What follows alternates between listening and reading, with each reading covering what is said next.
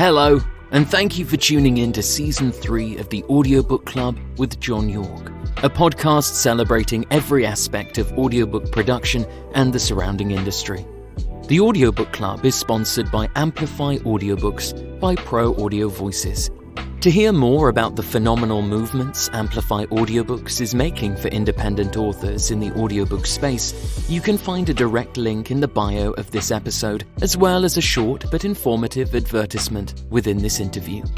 Let's start the show. Hello and welcome to the Audiobook Club. In this week's episode, we're so lucky to be joined by the revolutionary author TJ London. Thank you so much for joining me on the show. How are you today? I am good. How are you? I'm doing all right, thank you. So just in terms of context for our listeners, we're recording this a day before Thanksgiving. Have you got any plans for Thanksgiving? Have we got any plans for tomorrow? Turkey, like all Americans do.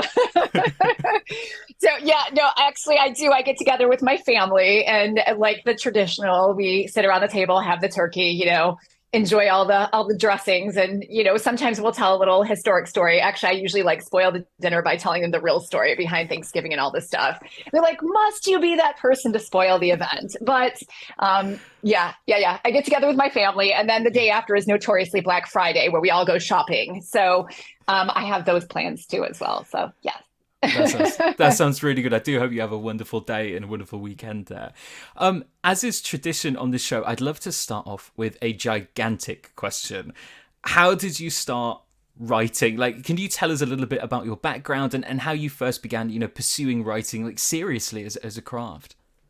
So that is a gigantic question. So you weren't joking. And I'll try to give you the abridged version because it's like a gigantic answer. And I think every author, it is a gigantic answer, right? Writing is a calling. We all have it, but it's when you commit to it, because a lot of people write, but there's a difference between writing and then becoming an author and putting a publication out there, and committing to it. So I started writing when I was really young. I always tell people I was published the first time in second grade. But I really was. I wrote this little Christmas poem and it ended up in a local magazine and that kind of thing. So it was really cool. But I actually started writing more when I was in high school and wrote a little bit in college. But it was when certain things happened in my life that I actually committed to writing. My father got very, very ill. And I had some very sad events that actually happened in my life, and found myself in this position where I was forced out of a job also, and was changing professions and was going through kind of a lot. And I started going to counseling, and I was with my counselor. She really wanted me to start journaling to try to work through my problems and try to come up with a better way to deal with them. And I was like, listen, if I journal about my problems, this is going to get worse. So she's like, do you ever have any hobbies? Did you ever write? And I'm like, well, I used to write, but nothing serious. So she basically encouraged me to start writing some. And so she's like, when you come back and see me for counseling, because I was literally coming to see her a couple of times a week because I was going through some very serious events. And she's like, when you come back, you better have something written for me. And I was like, oh, shoot, what am I going to do? Right. I mean, how do I do it this fast? Right.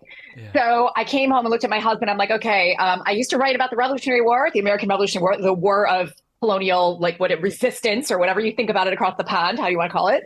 And I used to write about World War II. I'm like, what do you think? And my husband's like, write about the Revolutionary War. So I didn't take it that seriously. But what I did was I would come into counseling and read her pages from the story. And the more that I would read to her, the more she would start asking me questions. And what I didn't realize is I was inadvertently writing what was going on in my life, these catastrophic events that were drastically affecting me. I was writing them in the scenes, and they were through the eyes of John Carlyle, my main character, Dallas McKesson. And so every day I would come in to see her and read pages, and we would talk about it. And she'd be like, why does he feel this way? Why is going on? But I was inadvertently writing about my life. And so then at one point she said to me, okay, let's let somebody read this. I'm like, whoa. That was never the goal here. This was just about me trying to work through my problems as a tool, because I recognized what it was. And she's like, no, I think this is good for you. I think this kind of expression and getting out there would be good for you. So I flash forward, went to some book events, allowed some people to read my stuff. And then they were like, wow, this is kind of interesting. And so through a series of events after that, I published the first book as an independent and really never meant to go any further. And developed kind of a small cult following, and here we are today. So that's a very abridged version of the story, but that's kind of the journey it took. And so now I am an author. Yeah. Yeah. So That is incredible. That is incredible. And I always find it fascinating that how, sometimes the things that we have inside and we don't necessarily want to talk about come out in such beautifully creative ways. And it can be so therapeutic, but also, so stunning as well. Well, the interesting thing about it was I could be more honest with myself through my lead characters than I could be to myself, to a counselor. Like I could not express, and it's a detachment issue I have. It's part of my own mental issues that I suffer with, that I am unable to handle on I just am unable to tap into that part of my psyche, and I needed to. But through John Carlyle and Dallas McCaslin, these two characters, I was able to do that in a way that I could not normally. And many people ask me, they're like, you write really raw, very emotional, very heart-wrenching stories. Like, how do you do that? Well, it was me just trying to overcome what was going on in my life and using them as the medium. So it's easy to be raw in that sense, because that's the only place you're being honest with yourself, right? And I still use that technique. I'm now 5 books in. I'm on my next book, The Rebel, and I still write from my counseling. And every one of my books, if I was to sit down and say, okay, Trace, where did this come from? Okay, TJ, where did this come from? I would say it came from this, and this, and I can actually point that out. And that is still my way of understanding. And I still see my counselor, and we still work through things in this manner. So it really is a true expression of what I'm trying to overcome in my own personal journeys, if that makes any sense. Yeah, absolutely it does. Do you think that that's also why readers are loving it so much? Because they can feel the truth inside these characters? I do believe that. It also is a thing that can turn readers off too as well, because when you're as emotionally raw and vulnerable as that, you take people to places that are incredibly uncomfortable. And I respect that escapism is a thing. Some readers want something very easy, very soft, very escapism. You're going to escape in my book, but you're going to escape into war, into difficult journeys, into human suffering. You're going to escape into someone else's world.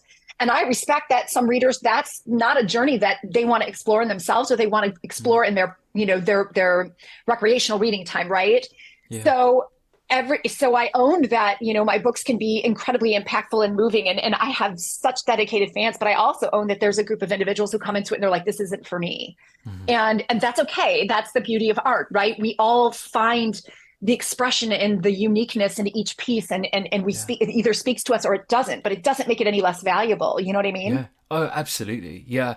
And on the flip side, just like you were saying there will be readers there who jump into it just wanting to escape into the, American Revolution, and then suddenly go, hang on a second, this seems like this is impacting me. Like this could be just written for me, because it's dealing with things that resonate with me.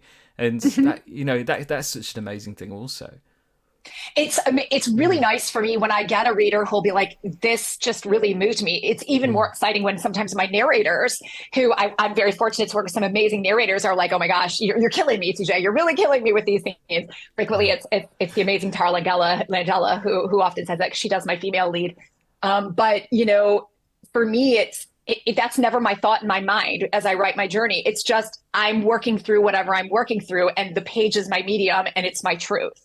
Yeah. So I very much accept that, not every book is for every person. Not every story is for every person. It doesn't make the art any less valuable. So just like every performance of an amazing narrator or an audiobook is not for everyone, it serves its point. So I'm grateful that, it's done this for me, and hopefully it finds its place for other people. But if it doesn't, it's not waste. It's the journey is there. It's still there. You know what I mean? It exists for a reason, and it did what I needed it to do. So. Yeah, absolutely.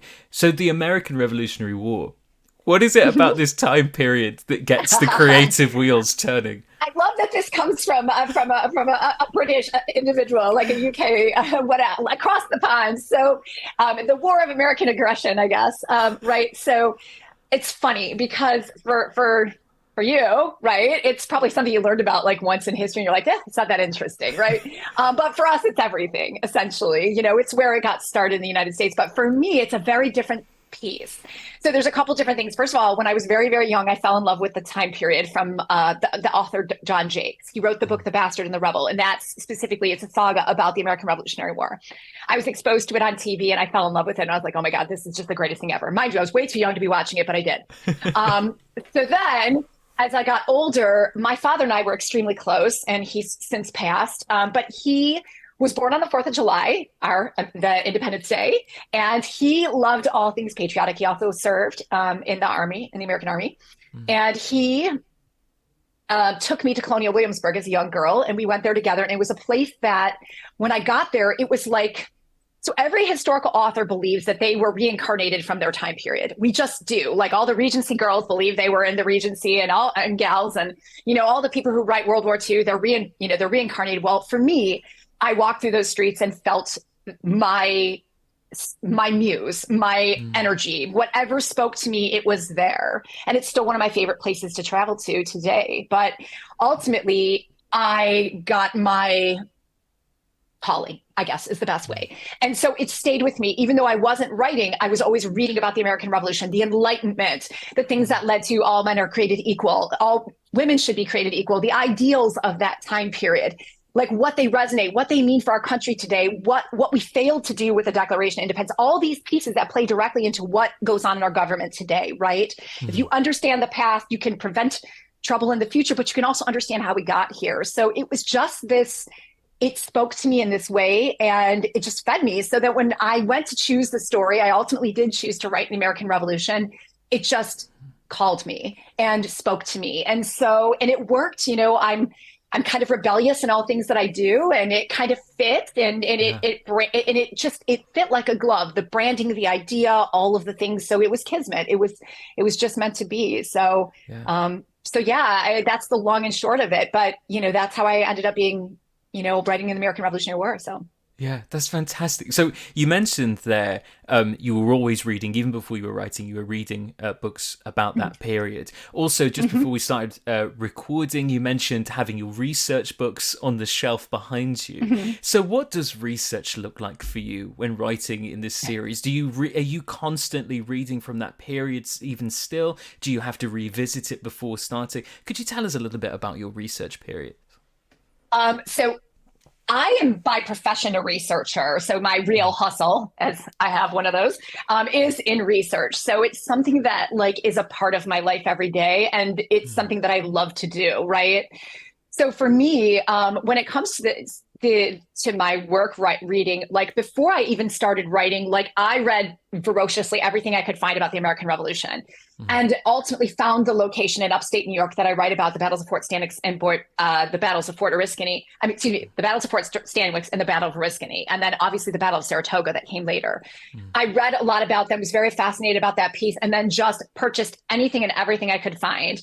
And then ultimately, you always start broad. So I always start with a broad overview, and then I work all the way down to actual documentation, letters, going to the locations, all the things. Okay. So that's kind of the start. And in there comes the spark of the idea, right? Because when you're writing in history, the story is so good historically, I don't have to create it. I just have to build my story within what's great, right? Like Henry VIII, there's no need to rewrite Henry VIII's story, right? It's so damn good with the 6 wives. You just go with it, and it's going to take you on a great story. This is the same thing with the American Revolution. If you just bump around in the history, you're going to find your story, right? So after that, you have to learn all the nuances. Did they have candles? Did they have door handles? What did they wear under their clothing? So you start broad, then you learn your topic down to the data. Then you have to learn the day to day. What did they eat? How did they sleep? What did their houses look like? How did they pay for things? Do you know what I'm saying? And that all comes from not only their books, but there's also papers and letters and different things you can do. And then, of course, there's always going back and visiting those sites, trying on clothing, meeting with, different historians. So now that I'm 4 books in, I spend a lot of time rereading things to remind myself, right? Because gray matter, it does slough off, and we do lose things, right? And then also I make a lot of notes, right? I often have to go back and reread my own writing. And then a lot of times it's extending on what I know. So I continue to keep buying more and more resources, reading more and more resources. So you are absolutely right. It's an ongoing process. The other thing is I'm a very big visual learner. Like I'm just somebody that must see something. So I have to physically read books. Like I can't listen to them if I'm going to really absorb them. Like I have to go to locations and touch fabrics and see clothing and walk through rooms. So I usually have visited all the forts I've been to, the castles I write about. I've been on the HMS Victory because I wrote about, ships and, went to Portsmouth and have gone to, met with like librarians in Great Britain to talk about King George III, because I have to have that kind of connection. Now, you do all these things though, and then you get to the book and you can't write that all there, right? Because you're writing a fiction. And as an author, you have to make a decision, right? Am I going to tell a predominantly historic story, or am I going to tell my story in the historic setting? And if you're going to do that, then you have to peel back the layers to get to what you actually need to give the reader, because you're writing a fiction. So then you have to you do all this work, right? And then you basically probably use about this much of it. Yeah. And you make a decision also sometimes to embellish, because you have to make your story work. It is fiction. Sometimes you have to get someone from point A to point B faster, all the things. So research is complex, and then applying it to the story is even more complex. I don't know if I answered your question in the long and short, but that's kind of all of it. Yeah. Yeah. That is fascinating. I love the idea of visiting the places in real life. And are you walking around those places with the characters in your head? Are you placing them there in the castles, in the forts, etc.? Is that how you're thinking this through?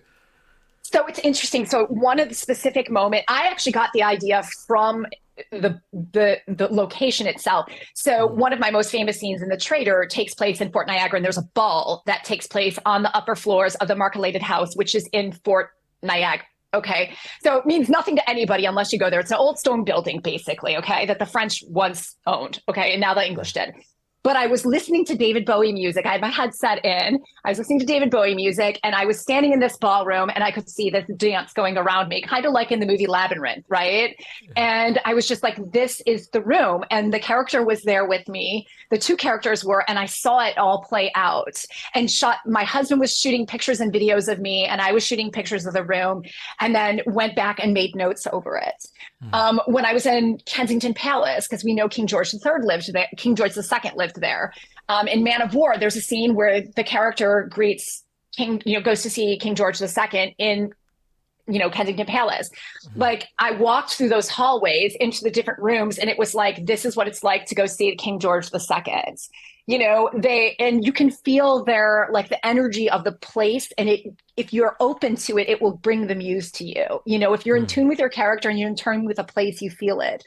So much for me is about when I'm in that location and what it brings to me, how it evokes the muse in me.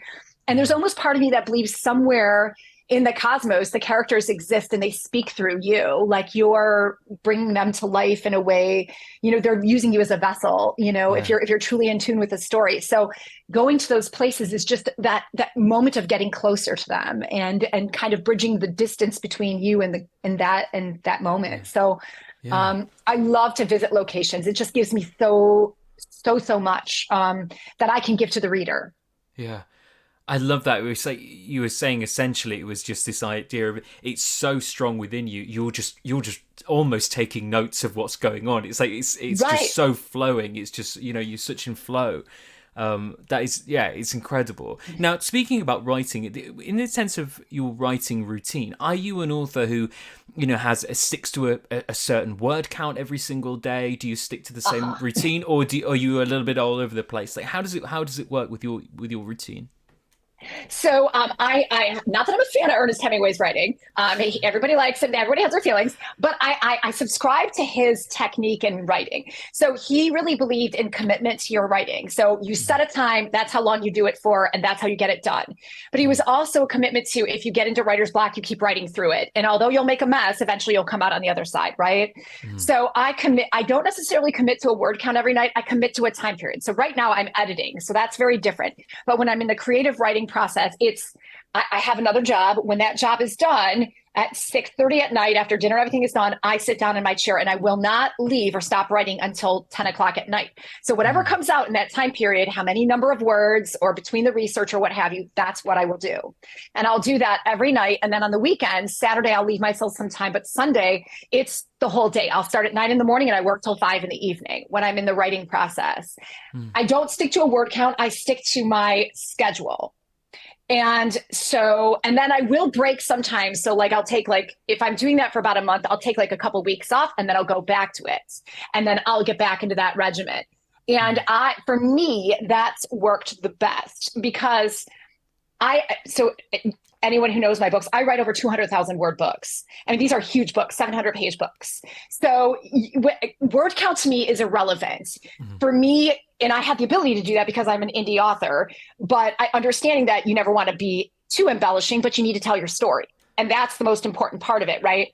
So for me, it's always about just sitting down, committing to the time, and however many words it ends up being, if they're right and they belong there, then that's what it is. So, and that's how I always look at my writing. So if that kind of explains how I do that. Yeah, incredible. We like to talk about audiobooks a little bit on this podcast, as the title may give away. Now, you are no stranger to producing mighty audiobooks, full immersive experiences, full cast projects with some of the best narrators in the entire industry. What is it about, that creating that immersive experience, using a full cast for the audiobooks? What is it about that, doing it that way, that appeals to you? So it's interesting. I just had this dialogue with someone the other day, and I explained it this way. Some people dream in television and movies. I dream in audio. And the reason I say that is because if I wrote my book and it became a screenplay and it ended up on Netflix, I really ultimately will lose control of it. Somebody's going to take control, and I'm a control freak. I don't roll that way. I want it mine. Okay. But when it's audio, it's absolutely mine. It is my words. It is my story. And my amazing narrators are giving it life, right? So of course, it's the purest form of my work brought to life the way I'd actually want to see it if it was to be interpreted. So naturally, for me, at least, not every author, this is their journey, but for me, I could not hand it over to another person. I needed to be integrally involved. But I'm but if I'm going to do this and I have the means to do this, I want it performed like I see it, like I hear it. And if I love it, and I put all my passion and I hire people put all their passion, the readers are going to be like, wow, this is amazing too. And they get the experience I really want them to have. So I've been very fortunate that my partner producer, she really subscribed to that thought process. She was like, yes, I see this. I'm with you. I'm here, and I was very fortunate because I do get to work with some amazing narrators, and they saw the vision and they were willing to go there with me too. Right. So there are many pieces, as you know, to audio that bring them together, but oftentimes it's not the author who's directly involved. So I've been in a very unique position, although I will say I've had to elbow around to get to this place. But I'm so fortunate that the people that I work with just said, no, she's right. This could be really interesting and really fun if we all do it together. And so, here I am now with these really huge productions, and it's really exciting. Yeah. Did you enjoy that production side of things? Getting in there within the thick of it, in the casting process, in the directorial process, really working with the narrators to get your vision across. Was that a fun experience for you? Because it can sometimes be a little stressful, can't it? Well, I'm not going to lie. That's true.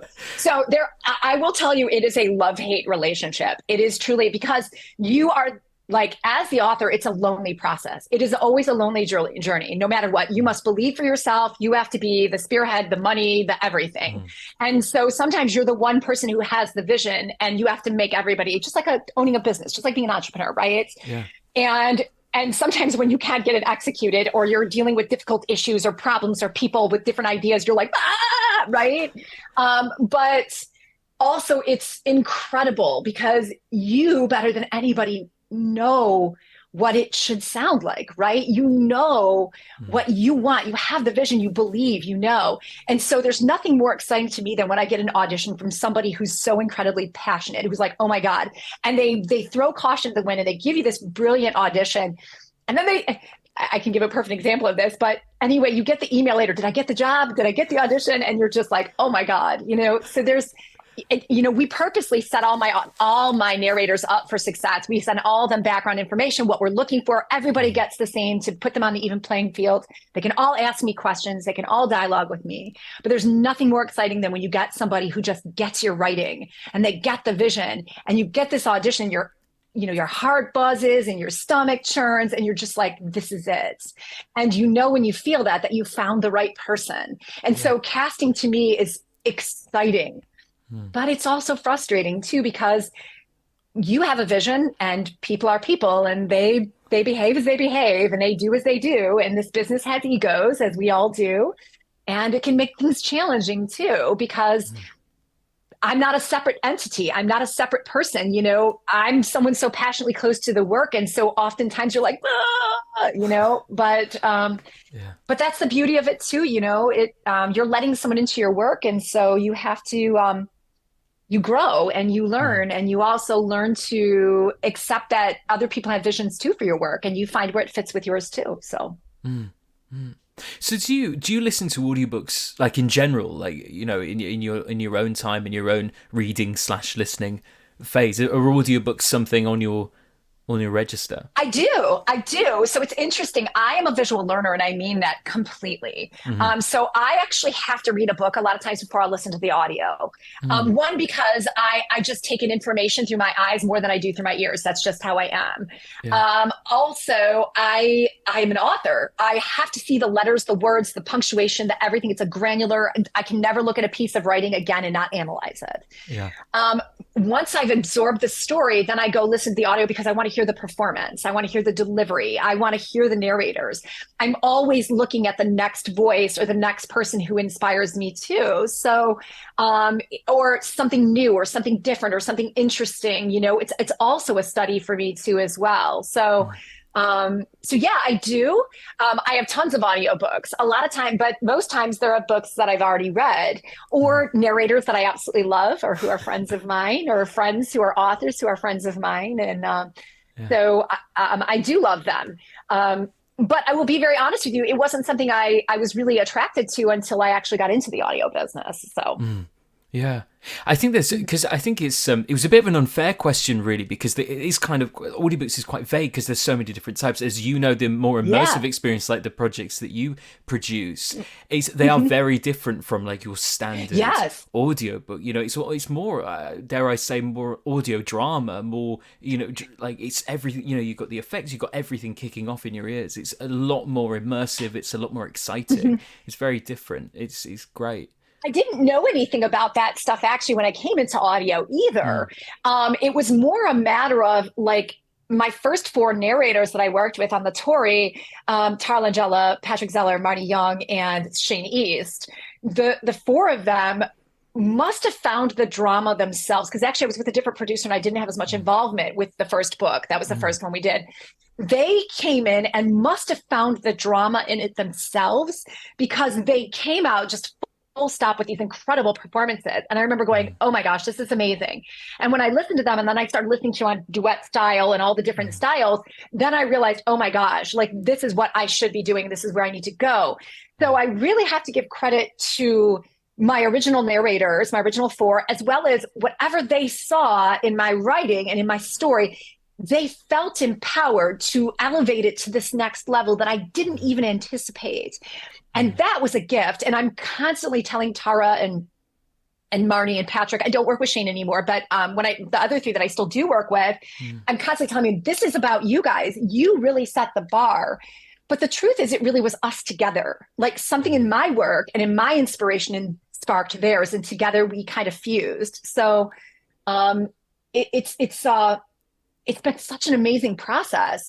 And I found fans I just don't think I could have in the physical book world that I was able to find through them and through this medium. So yeah, amazing. So The Rebel, a new title releasing my newest soon. One, yes. Could you tell our listeners just a little about what they can expect from this new release? So you're the first person to ask me about this. This is great. I've been waiting. Like I'm a no holds bar kind of gal. If you ask me, I'm gonna tell you.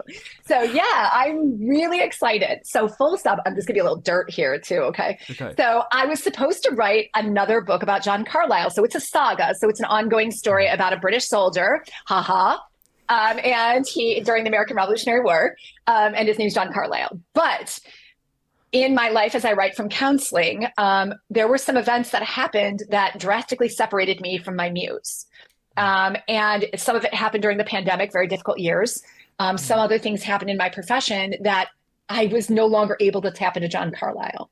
And I had another story and more story to tell. I just couldn't get there.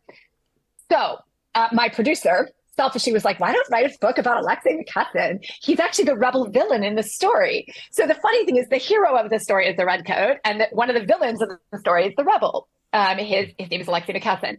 And I'm like, oh, so this is selfish. You want to read about him? And she's like, yeah, I do. And so my producer was the same way. She's like, why not write a book about Alexei? And I didn't like the character, to be very frank. As a matter of fact, I hated him. Had never intended to write a book about him.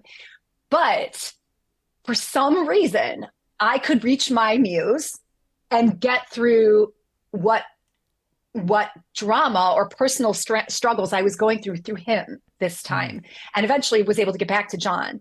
And so this story is about my character. He is actually a white man. His mother is Russian. His father is Scottish, but he has chosen to become a warrior of the people of the Standing Stone, which is the Oneida Nation. And he is also a confirmed rebel. So he's very much on the American side, okay? And this character has done a lot of naughty deeds throughout the story, thwarting our redcoat hero. But he's also been involved in, stealing weapons and war profiteering, different things, okay? Well, ultimately, he ends up in a situation where he almost gets caught.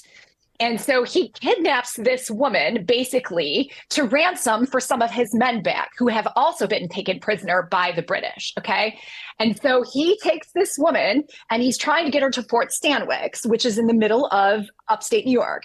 He's taking her there because he wants to give her to the rebels and force them into making a deal with the British, because it will show as a sign of goodwill to the Oneida that he does this. Okay.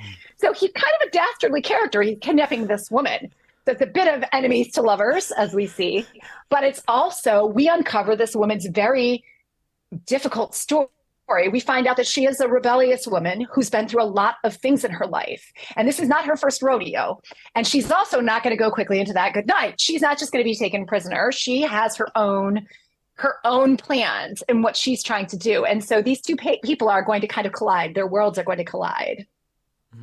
And those who have already read The Turncoat, they've seen the character Wilhelmina and they've seen Alexei, and they know that some things have gone on between them, but they don't know how that happened. So now we're going back in time, and this book runs alongside The Traitor in the Turncoat, and we're starting to see what Alexei was doing during this time. And so I've kind of taken the reader back in time to find out what kind of dastardly deeds he was up to. So. Amazing. So that dreaded question, when can readers get their hands on the Rebel? So the physical book, this is also a first. Wow, I'm really breaking lots of news here. So it will be coming to physical book at the end of January 2024. It's with my proofreader right now. It's all about getting it formatted and uploaded. So if it ends up being like the first week of February, don't hate on me, but it will be then. First quarter. The audiobook, I've actually already just solidified the cast. I'm so excited. We are going to have, I think, 12 cast members. So excited. Yeah. Some of the old favorites and some new ones. And we're going to go live with the announcing the cast around when the book drops, the physical book drops. The audio starts recording in June, and it should go live in August of 2024. So I'm super excited. Yes, I actually have to book my cast like a year in advance because I have so many people and these guys are so busy that, I got to be like, okay, I need you here at this time with me. So they plan for me, and my books are big, so they know they're going to take some time and some work to get through and to read and all the things. So yeah. Oh, amazing. Well, next August, it would be amazing to have you back on with maybe a few of the cast members and we can chat about it at the release. That'd be amazing. Oh my gosh. Would be so fun. I mean, people already know Adam Gold, right? He is going to be my Alexei McCusson. That's well known. He did my previous book. And obviously Samantha Brentmore, the fabulous Samantha Brentmore, is going to be my female lead. They're, oh my gosh, they're so exciting. And I wish I could tell you about the cast right now. I'm so excited. Oh my gosh. I've just had so much fun casting this group. And they've come in with just such incredible energy, and they haven't, and I'm now going into book 5, so there's a nice long history that it's kind of fun when we send out our NDAs and people find out that it's a TJ London book. I get lots of I get people are like, oh, this is exciting. So it's really fun now, because I think most people know when they come into it, it's going to be an interesting experience, and we're going to have some fun. So yeah, that is so cool. That's so cool. Yeah. So how good are you at taking time off? Are you good at taking downtime? Well, no. So I'm not going to lie to you. I don't really take time off. It's funny. I was in Austria for vacation. I went to Austria and Germany for 2 weeks, actually almost 3 weeks for vacation. And I was listening to auditions on the train from like Munich to Berlin. I'm not going to lie. So I don't. But you know what, though? I mean, I'll sleep when I'm dead, I guess. Be really honest. I love the collaboration. I love the people that I work with. I love what I do. I even love my real job, to be very honest with you. So maybe this is the wrong thing to say, or maybe it's a very American trait. I don't know. But like, I never not like working. Like, I enjoy it, I mean, sitting on a couch and reading a book, even a book about the American Revolutionary War, which technically to some people would be work, is it's a pleasure. I mean, if you can do what you love, then it really isn't work anymore, right? Yeah, absolutely. What are your non-negotiables? Non-negotiables, you mean like in book writing, in life, and what do you mean? Lots of non-negotiable. In anything, what comes to mind when I ask that question? So non-negotiables. Okay, I don't dye my own hair. Like, someone has to color my hair, because if I mess it up, it'll look really bad. So that's a non-negotiable. Non-negotiables: respect. Like, when I work with people, I always show respect, and I expect it back. I think respect is something that we really lack a lot of places in this world. You don't have to love people. You don't even have to like them, but respect is something that you give every human. And if you do it, then things are, there would be more peace in this world. So I think respect is non-negotiable. I think, jewelry is non-negotiable. Like, I just love it. I have to have a lot of it. I have to adorn myself. I mean, I think laughing at yourself and humility is non-negotiable. I think if we all could just stop and laugh at ourselves a little bit, we might be open to an experience, to learning something new. Oftentimes I run into people in this business who think they know everything, or they have an ego, or what have you. If they would just step back and open up and have a little humility, they could have an experience. I think humility is non-negotiable. And I think vacation is non-negotiable. Like, I think the whole world needs a vacation after the pandemic. Like, we all need to go to Florida or wherever your dream place is, and just take 5 minutes and see something beautiful. And if they did, then they can regroup and come back with a little bit of humility, with respect, with, love for humanity and stuff. So those, I think, are my non-negotiables in life. And champagne. And champagne. Because that's just a basic thing. I love champagne. I love it. I'm with you on that one.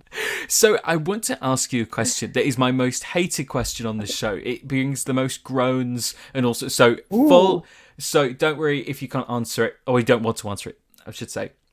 What is a question that you wished you were asked more? Oh, that's an excellent question. And actually, I don't hate this question, because I think it needs to be asked. What are the hard parts of being an independent author? Mm-hmm. What are the truly difficult challenges you face, and the hard things about being an independent author, both in the audio business as well as in just the physical book business? What are the real challenges you face? Because I think a lot of people don't really want to hear what those are, and because it's very easy to be really excited about books and things like that, but there's a side of this business that is incredibly challenging and heartbreaking and difficult. And a lot of times we can't publicly speak about it, because we there's a lot of things we understand that you don't say publicly for various reasons. But they happen behind the scenes. And so we professionally keep them to ourselves, and we move on, and we keep on a brave face. But there are aspects of being both an independent author, both in the audio world as well as in the physical book world, that are extremely challenging. Yeah. That is a really, really good question. And you're absolutely right that people don't talk about it enough. And I think that I don't know if it's the same in your experiences. I imagine it's from what you've just said, is that in this creative pursuit, I know as an audiobook narrator myself, is that we get a lot of pushbacks, we get a lot of no's, we get a lot of barriers, and we just have to pretend on social media, to our friends, to our parents, to our loved ones, for the most part it's all it's going well, it's going good. You tell everybody the good parts, but then you keep a lot of those challenges to yourself. I don't know, can you resonate with that? I can, absolutely. Some of it is that, there is a whole side of the financial side of being an independent author, the forward investment. What will you ever make your money back? Particularly when we look at the audiobook world and how much is taken on different platforms and those kinds of things. I'm not going to make any judgment calls. I'm just going to say those things. There's a financial challenge about being an audiobook, and as well as a physical book producer. There is the no's, right? There is the hard reviews. There is, anytime you allow someone into your art, and you oftentimes have to deal with their vision, or they disrespect on your vision, and you have to remain professional in those moments. There are people that you pay who don't always follow through on the jobs that you pay them for.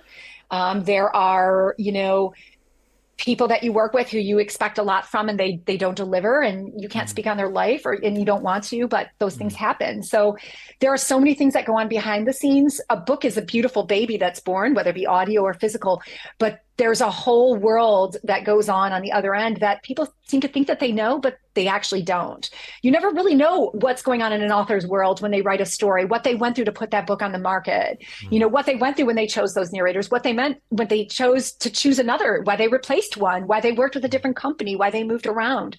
Like, people, for some reason, sometimes think they deserve to know those things. But the fact is that, just like an actor or anyone else, you have a private life, you have things that you go through. So, you're always putting on a very brave public face, and trying to maintain some distance, and it's hard. So that's a side of it. I think that, we all secretly know it's there. Like, as a narrator, you understand, I'm sure. And as an author, we also do. And so sometimes there are some things that I think we should talk about, but we don't. And it's hard. It's really, really hard at times. Yeah, absolutely.